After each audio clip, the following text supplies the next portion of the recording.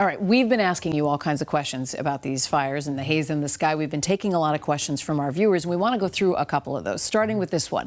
What is causing all the wildfires? Is this a new phenomenon? Not a new phenomenon here. We have seen more of it in the last few in particular. So Canada had their worst wildfire years in 2023, and then 2025, and now we're in 2026, which hasn't been bad up until recently.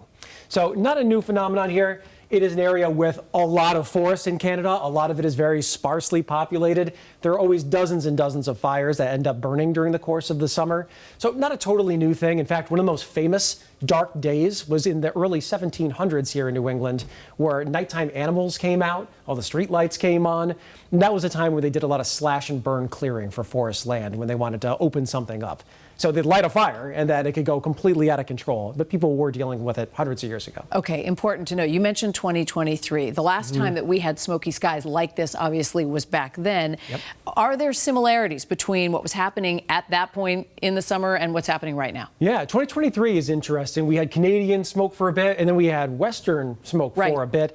It's interesting to me because as we talk about the pattern overall, 2023 was also the last year we had a big El Nino coming on. Oh, okay. And these El Nino years, they tend to create a big ridge in the middle of the country and up through central Canada like this.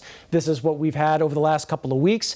And then we had all-time record highs being set in northern Minnesota and into central Canada back on Monday. And that's what really sparked a lot of these fires. There are also a few storms. Right. I would say the vast majority of wildfires, especially in the United States, are started by people, whether on purpose or by accident, campfires, cigarettes, things like that, or sometimes even arson. Yeah. That ratio is a little bit lower in Canada. Usually you see more dry lightning, but sometimes it is just human activity that gets them going when it's hot out. Okay, you've talked a lot about the air quality, and that is really the most pressing issue for people who are vulnerable. On a day like today, let's say that you don't mind the smell. Is it okay to open your windows, and will the air filters in our cars and in our homes handle the particulate matter? Yeah, a high-quality air filter should still do a pretty good job. You know, I would recommend closing up the windows if you have air conditioning, kind of keep it out of the house if you can. Even if you're a healthy person, this isn't great. I mean, if you're a firefighter, you wear the gear. You don't want to be inhaling smoke.